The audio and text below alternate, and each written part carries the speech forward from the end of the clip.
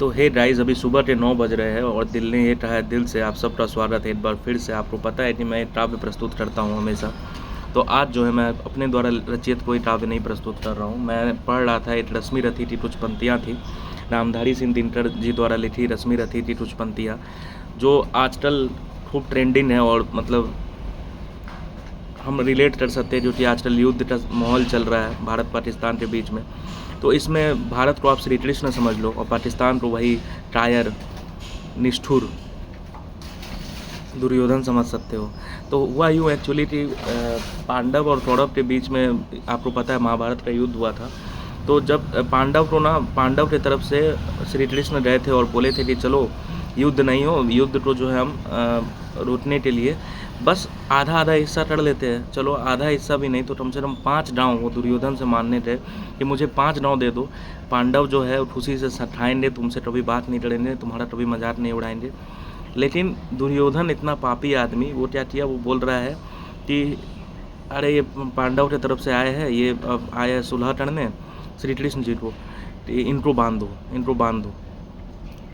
अब ये सुन के जो है भगवान का पारा खोल दिया, भगवान जी का पारा खोला। ठीक है, तो उस पर कुछ लाइन रश्मि रथी में लिखा हुआ है जो रामधारी सिंह दिनकर जी लिखे हैं कि जब नाश मनुष्य पर छाता है पहले विवेक मर जाता है। जैसे जब नाश आपका बुद्धि फिरेगा ना, तो मतलब आपका बुद्धि पहले फिर जाएगा। जब आपका विनाश होना तय है तो आपका बुद्धि फिर जाएगा। ठीक है, तो मैं रश्मि रथी का कुछ लाइन उठा रहा हूँ क्योंकि रश्मि रथी पूरा बहुत बड़ा है, वो 14-20 मिनट का वीडियो बन जाएगा। लेकिन कुछ लाइन जो आपका मनोबल बढ़ाएगा इस परिस्थिति में, और आप मज़ा इन्जॉय करिएगा, पॉजिटिवनेस आएगा आपके अंदर, वो लाइन उठा रहा हूँ कि जब नाश मनुष्य पर छाता है पहले विवेक मर जाता है। हरि ने भीषण हुंकार दिया, जब बांधने आए तो हरि ने भीषण हुंकार दिया, अपना स्वरूप विस्तार किया। हरि से कृष्ण, हरि ने भीषण हुंकार दिया, अपना स्वरूप विस्तार किया। डरमत डरमत दिग्गज डोले, भगवान कुपित मोहटर बोले कि जंजीर बढ़ाकर साध मुझे, हाँ हाँ दुर्योधन बांध मुझे। जंजीर बढ़ा, अपना पहले जंजीर बढ़ा फिर साध मुझे, हाँ हाँ दुर्योधन बांध मुझे। अगर तुम मुझे बांधना चाह रहे हो तो पहले सुन लो, मुझ में लय, ये देख पवन मुझ में लय है, ये देख हवा मेरे से चल रही है, यह देख पवन मुझ में लय है, यह देख गगन मुझ में लय है, मुझ में विलीन संसार सटल, मुझ में लय है झंकार सटल, अमृत फूलता है मुझ में, संहार झूलता है मुझ में। ठीक है, अमृत मेरे अंदर फूलता है, संहार मेरे अंदर झूलता है। और अगर युद्ध हो गया तो पाकिस्तान का एकदम क्या हाल होगा कि भारत उसको बोलेगा मृतकों से फटी भू है, मृतकों से फटी, पूरा मृत पाए जाएंगे, पहचान पाकिस्तान इसमें कहाँ तू है। तो वही दुर्योधन को श्री कृष्ण बोले कि मृतकों से फटी भू है, पहचान इसमें कहाँ तू है। और जंजीर बढ़ाकर साध मुझे, हाँ हाँ दुर्योधन बांध मुझे।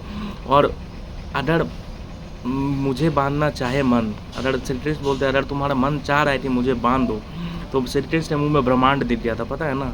तो पहले ये बांध पूरा अनंत गगन, ठीक है, जो शून्य को साध न सकता है वो मुझे कब बांध सकता है। ठीक है, एक और लाइन था इसमें कि सब जन्म मुझी से पाते हैं फिर लौट मुझी में आते हैं। ये इतना एकदम रिलेट कर पा रहे आप लाइन को, एकदम रिलेट करिएगा। पाकिस्तान का जन्म हुआ है और जिसका जन्म हुआ है उसका मृत्यु निश्चित है।